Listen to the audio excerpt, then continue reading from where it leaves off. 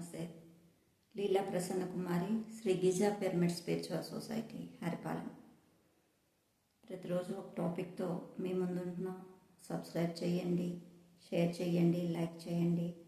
ఇది జీవితానికి పనికి వచ్చే ఎంతో ఎంతో ఉపయోగకరమైన మాటలు కాబట్టి వీటిని ప్రతి ఒక్కరూ వినడం, దాన్ని షేర్ చేయడం, లైక్ చేయడం తప్పకుండా మర్చిపోకండి. సబ్స్క్రైబ్ చేసిన వెంటనే మీకు ఫస్ట్ వీడియో మీకు రావడం మొదలు పెడుతుంది. అలానే ధ్యాన నవరత్నాలని నిన్న ఒక టాపిక్ గురించి చెప్పుకున్నాం. అందులో 5 గురించి 6 గురించి నేను తెలుసుకున్నాం. మిగతా 3 గురించి ఈరోజు తెలుసుకుంటాం. ఆత్మే పరబ్రహ్మం, జీవుడే దేవుడు, దేహమే దేవాలయం, నీ శ్వాసే నీ గురువు, సమయమే సాధన, అలాగే అనుభవమే జ్ఞానము. వీటి గురించి తెలుసుకున్నాం. అలాగే సహనమే ప్రగతి. 7వది ఏంటంటే సహనమే ప్రగతి. ఎంత సహనంతో ఉంటే మనం అన్ని రకాలుగా మన పనులు అవుతూ ఉంటాయి. మన జీవితంలో కానీ, ఎవరితో అయినా, మన ఇంట్లో కానీ, ఎట్టి పరిస్థితిలో అయినా ఎంత సహనం చూపిస్తే అంత ప్రగతి ఉంటుంది. అలాగే సాధన చేస్తూ ఉన్నప్పుడు, ధ్యాన సాధన చేస్తున్నప్పుడు కళ్ళు మూసుకొని కూర్చుంటూ ఉంటే ఆ కూర్చోవడం చాలా ఇబ్బందిగా ఉంటుంది. అలా కళ్ళు మూసుకొని కూర్చుంటే చాలా ఇబ్బందిగా ఉంటుంది. ఆ ఇబ్బందిని మనం తొలగించుకోవడానికి సహనం అనే ప్రగతిని సాధించాలి. సహనంతో ఎప్పుడైతే ఉంటామో అప్పుడు మనకి ప్రగతి మొదలవుతుంది. ఆ సహనం ద్వారా మనల్ని మనం ఇంకా అద్భుతంగా చేసుకోగలుగుతాం. ఎందుకంటే ఇలా సాధన చేస్తూ ఉన్నాము, మనకి కూర్చోవాలనిపించలేదు, చిరాగ్గా ఉంది, కానీ కూర్చోవాలి. మనం టైం ప్రకారంగా ఒక అలారం పెట్టుకోండి, ఈ టైం ప్రకారం కూర్చోవాలని చెప్పి డిసైడ్ చేసుకొని ఆ టైం వరకు మీరు ఎప్పుడైతే అలా ఉంటూ ఉంటారో ఆటోమేటిక్గా మీకు అద్భుతంగా అలారం వినిపించినా సరే ఇంకా టైం ముందుకు వెళ్ళిపోతూ ఉంటుంది. అంత సహనంతో మీరు కూర్చోగలిగితే అప్పుడు ప్రగతి అనేది మీకు కనిపిస్తుంది.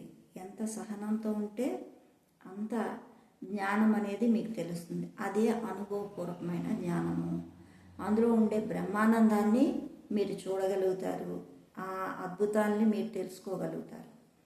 అదేమవుతుందంటే ఆ ధ్యానం చేస్తూ ఉంటే మీకు జీవితంలో తమోగుణం అంటే బద్ధకంతో ఉండడం, అలాగే రజోగుణం అంటే నాకే కావాలి అన్న తీవ్రతతో అహంకారపూరితమైన జీవితం అలా కాకుండా, అలాగే తర్వాత తమోగుణం, నిర్గుణ, అది సాత్విక గుణం. సాత్విక గుణం అంటే మనకి ప్రతిదానికి కూడా భగవంతుడే చూసుకుంటాడు అనే ఒక తత్వం, నెమ్మది తత్వం. ఈ 3 గుణాలు కూడా కంప్లీట్గా పోయి ధ్యానం చేస్తూ ఉంటే నిర్గుణ స్థితికి వస్తుంది. ఆ నిర్గుణ స్థితే యోగి భవ అర్జున అంటారు. అంటే భగవద్గీతలో పనులు చేయడమే నీ పని, దాని తాలూకా ఫలితాన్ని ఆశించకుండా ఉండడమే, అదే నిర్గుణ స్థితి. ఈ ధ్యానం చేస్తూ ఉంటే మనం పనులు చేస్తూ ఉంటాం, కానీ దాని స్థితి గురించి మనం ఆలోచించాం ఎప్పుడు. ఎందుకంటే నిర్గుణ స్థితిలో ఉండి మనం పనులన్నీ చేస్తూ ఉంటాము. కాబట్టి ఎప్పుడైతే ధ్యాన సాధన చేస్తూ ఉంటామో సహనంతో మనం ఎక్కువ టైం కూర్చొని పెడుతూ ఉంటామో, అలాగే ఎప్పుడైనా ఎవరితో మాట్లాడుతున్నప్పుడు కూడా సహనంతో ఎప్పుడైతే ఉన్నామో అప్పుడు అనుభవపూర్వకమైన జ్ఞానం అనేది లభిస్తుంది. ఈ విధంగా మనల్ని మనం ఎప్పటికప్పుడు ఆ ధ్యాన సాధనలో చేస్తూ చేస్తూ ముందుకు వెళ్తూ ఉంటే ఎంతో అద్భుతాలు మనకి కనిపిస్తాయి. ఆ సహనంతోనే ప్రగతిలోకి వెళ్ళడం అనేది జరుగుతుంది. కాబట్టి ఫ్రెండ్స్, మనం ఎప్పటికప్పుడు సహనంతో ధ్యాన సమయంలో కానీ పైన కానీ ఆ సహనం అనే తోడుని మనం ఎప్పుడైతే తీసుకోగలుగుతామో అప్పుడు ప్రగతి అనేది ఉంటుంది మనకి. ఎక్కడైనా ఓర్పుతో సహనంతో ఎప్పుడైతే ఉన్నామో ఆ జీవితంలో ఫలితాలు అనేవి కనిపిస్తూ ఉంటాయి. ప్రాపంచికంగా అయినా ఆధ్యాత్మికంగా అయినా ఎక్కడైనా సహనం అనే దాన్ని, సహనంతో ఉండడం అనేది అలవాటు చేసుకోవాలి. తర్వాత ఏంటంటే దానమే ధర్మం. మనం దానం చేస్తూ ఉంటాము. దానం చేస్తూ ఉంటే ఏం దానం చేస్తామంటే, ఇప్పుడు నేను ఈ వీడియోలు మీ అందరికీ తెలియజేస్తున్నాను. అంటే నాకు తెలిసిన విద్యని ప్రతి ఒక్కరికి అందించాలన్న తపనతో నాకు తెలిసిన విద్యని ప్రతి ఒక్కరికి అందించాలన్న తపంతో పైన కానీ ఇలా వీడియోల ద్వారా కానీ లేదా మనం క్లాసెస్ కండక్ట్ చేస్తూ క్లాసెస్ చెప్పిన వాళ్ళ దగ్గరికి వెళ్ళి మనం చెప్తూ క్లాసెస్ చెప్తూ ఈ విధంగా ధ్యానాన్ని తెలియచేయడం ప్రతి ఒక్కరికి. ఆ చేయడమే దానమే ధర్మము. ధర్మం ఏదంటే నీకు తెలిసిన ఆధ్యాత్మిక విద్యని ప్రతి ఒక్కరికి అందించడమే నీ ధర్మము. నీకు తెలిసిన సత్యాన్ని నీ దగ్గరే ఉంచుకున్నట్లయితే అది ఒక బావిలో తోడకుండా ఉండే నీరులాగా అది కలుషితం అయిపోతుంది. అలా కాకుండా ఎప్పటికప్పుడు నువ్వు ఆ నీరుని తోడి అందరికీ అందించడం ద్వారా, ఆ నీరుని తోడడం ద్వారా కొత్త కొత్త నీరు వస్తూ ఉంటుంది. నీకు ఎప్పుడైతే ఆ జ్ఞానం, పాత జ్ఞానాన్ని అందరికీ అందిస్తూ ఉంటావో అప్పుడు నీలో కొత్త జ్ఞానం అనేది రావడం మొదలు పెడుతుంది. అలాగే అందరికీ ఇవ్వడం ద్వారా ఈ జ్ఞానం విస్తృతం అవుతుంది, విశ్వ కళ్యాణం అవుతుంది. అందరూ బాగుంటే మనము బాగుంటాం. కాబట్టి ఎప్పుడైతే ఆ దానం చేయడమే మన ధర్మము. ప్రతి ఒక్క పిరమిడ్ మాస్టర్ కూడా ఎంతో ఎంతో సేవా తత్పరులు. తనకి తెలిసిన జ్ఞానాన్ని అందించడంలో పలు రకాలైన విధాలతో ఎంతో అద్భుతంగా వాళ్ళని వాళ్ళు మలుచుకుంటున్నారు. ప్రతి ఒక్కరికి ఈ సందేశాలని అందిస్తూ ఉన్నారు, ప్రపంచవ్యాప్తంగా అందిస్తూ ఉన్నారు. కాబట్టి అంత అద్భుతంగా ధ్యానం అనేది చాలా విస్తృతమవుతుంది. ఈ విధంగా మనల్ని మనం ఎప్పటికప్పుడు ఆ దానమే ధర్మం అనే గుణంలోకి వెళ్ళాలి.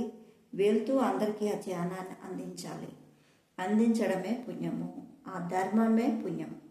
ఆ ధర్మమే ఎప్పుడైతే మీరు ధ్యానాన్ని తెలుసుకొని ఆ ధ్యానాన్ని అందరికీ పలు దిశలుగా అందిస్తూ ఉన్నారో, ప్రతి ఒక్కరికి అందిస్తూ ఉన్నారో, అప్పుడు ఏమవుతుందంటే అదే మీకు పుణ్యంగా మారుతుంది. పుణ్యం ఏంటంటే మనం ప్రతి క్షణం కూడా ఆనందంగా ఉండడమే.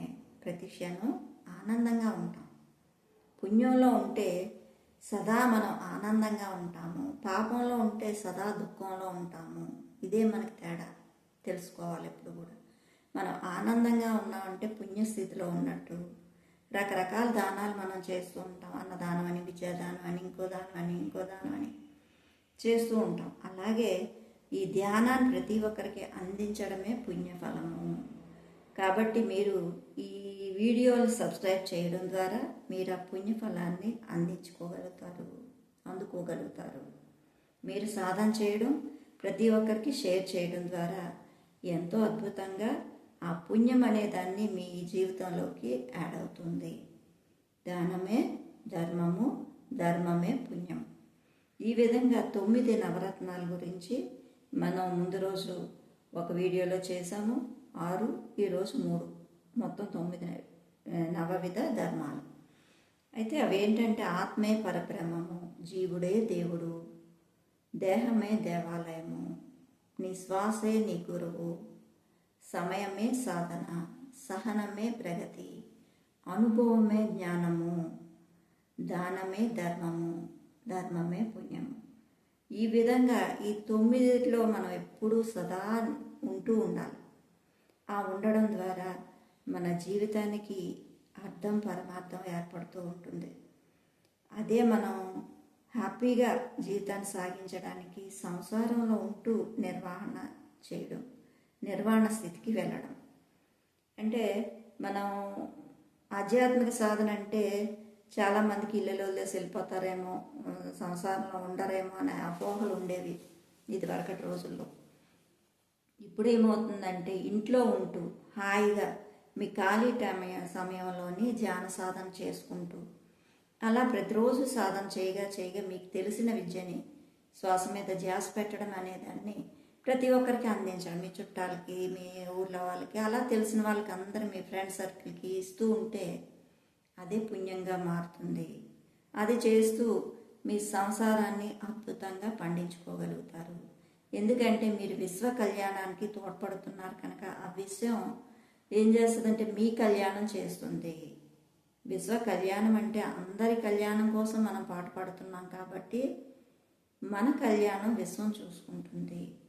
కాబట్టి ఫ్రెండ్స్, మనం ఈ ధ్యానం చేయడం, ధ్యానం ద్వారా వచ్చిన జ్ఞానాన్ని అందరికీ పండించడమే పుణ్యఫలము. ఆ పుణ్యాన్ని ఎప్పుడూ కూడా మనం తీసుకోవడం, అందరికీ పంచడమే చేయాలి. అదే మన ధర్మం కూడా. కాబట్టి ఫ్రెండ్స్, మనం ఈ 9 నవరత్నాల్లో సదా ఉంటూ ధ్యానం సాధన చేసుకుంటే చాలు, మన జన్మ ధన్యమైనట్లే.